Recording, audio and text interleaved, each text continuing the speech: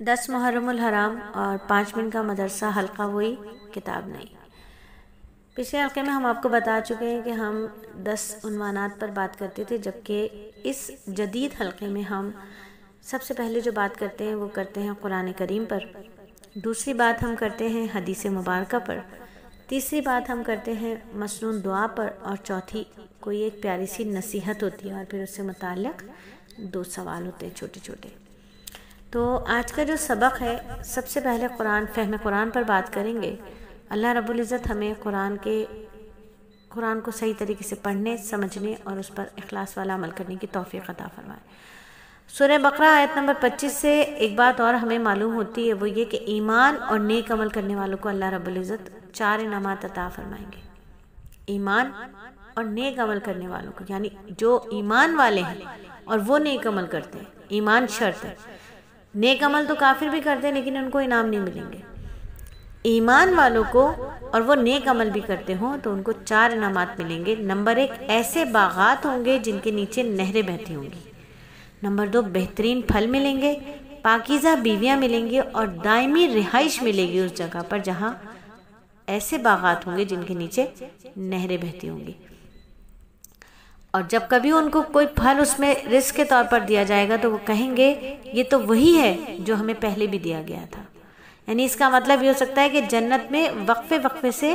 ایسے پھل دیے جائیں گے جو دیکھنے میں تو بالکل ایک جیسے ہوں گے، مگر لذت اور ذائقے میں پھل بالکل نیا ہوگا۔ اور دوسرا معنی یہ بھی ہو سکتا ہے کہ ممکن ہے جنت کے پھل دیکھنے میں دنیا کے پھلوں کی طرح ہی ہوں، اس لیے انہیں دیکھ کر جنتی یہ کہیں گے یہ تو وہی پھل ہے جو ہم نے پہلے یعنی دنیا میں بھی ملے تھے، لیکن جنت میں ان کی لذت اور خصوصیات دنیا کے پھلوں سے کہیں زیادہ ہوگی۔ اور اب بات کریں آج کی حدیث پر کہ جنت کن چیزوں سے ڈھانپی گئی ہے۔ نبی پاک صلی اللہ علیہ وآلہ وسلم کا ارشاد مبارک ہے کہ دوزخ کی آگ شہوت یعنی خواہشات اور لذات سے ڈھانپی گئی ہے، اور جنت سختیوں اور مشقتوں سے ڈھانپی گئی ہے۔ مطلب جنت تک پہنچنے کے جو احکام الہی کی اتباع ہے، نفس کی خواہشات بچنے کی محنت اور سختی برداشت کرنی ہوگی، تب جنت ملے گی۔ جنت کا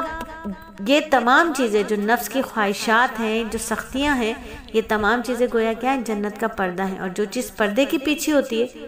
اس تک پہنچنے کے لیے پردے تک پہنچنا ہوتا ہے اور اس کو اٹھانا ضروری ہوتا ہے۔ اس لیے اگر جنت تک پہنچنا چاہتے ہیں نا تو پہلے کیا کرنا ہوگا، اس کے پردے کو اٹھانا ہوگا، یعنی جنت تک جانے والے اعمال اختیار کرنے ہوں گے، مشقتیں اٹھانی ہوں گی، سختیاں برداشت کرنی ہوں گی، کیونکہ جنت اسی سے گھیری گئی ہے، اور جنت تک پہنچنے کے لیے ان سختیوں اور مشقتوں کو طے کرنا ہوگا۔ مثلا کسی غلطی پر غصہ آ جائے تو غصے کو برداشت کرنا ہوگا، پی جانا ہوگا، نیند کو قربان کرنا ہوگا، نماز پڑھنی ہوگی، جماعت سے نماز پڑھنی ہوگی، نظر کو نامحرم سے بچانا ہوگا، ان کو دیکھنے سے بچانا ہوگا، کسی کو ستانا، تکلیف دینا، اگر کوئی ہمیں ستا دے، تکلیف دے تو اس تکلیف کو سہنا ہوگا، اللہ کے لیے اسے معاف کرنا ہوگا۔ کوئی آسمانی آفت آ جائے تو شکوے شکایت کے بجائے کیا کرنا ہوگا، صبر سے کام لینا ہوگا، اور اللہ تعالیٰ کے حکموں پر اور نبی صلی اللہ علیہ وآلہ وسلم کے طریقوں کے مطابق زندگی کو گزارنا ہوگا، تب جنت ہمیں انشاءاللہ ضرور ملے گی۔ اللہ تعالیٰ سے جنت مانگے، ہر روز دعا کرنی ہے کہ اللہ میں آپ سے جنت اور ہمیشہ ایسی بات کہنے اور ایسے کام کرنے کی توفیق مانگتی ہوں جو جنت کے قریب کر دے۔ تو اللہ رب العزت میں آپ سے آپ کی جنت اور ہمیشہ ایسی کام اور ایسی بات کہنے کی توفیق مانگتی ہوں جو آپ مجھے جنت سے قریب کر دیں۔ ٹھیک ہے، آپ صلی اللہ علیہ وآلہ وسلم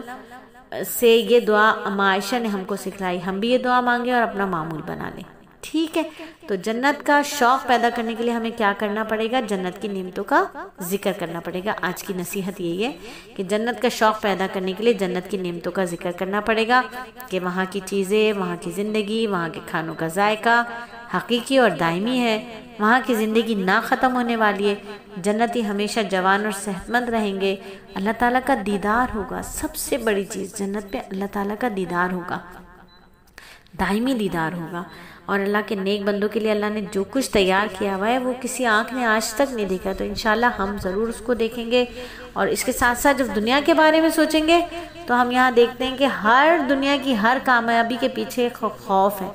ایک خوف ہے، ہر خوشی کے پیچھے غم ضرور لگا ہوا ہے۔ یہ تمام چیزیں عارضی ہیں، تمام ختم ہونے والی چیزیں، اس لیے ان کو ہمیشہ ہمیشہ کے لیے اپنے دل میں نہیں بٹھانا ہے۔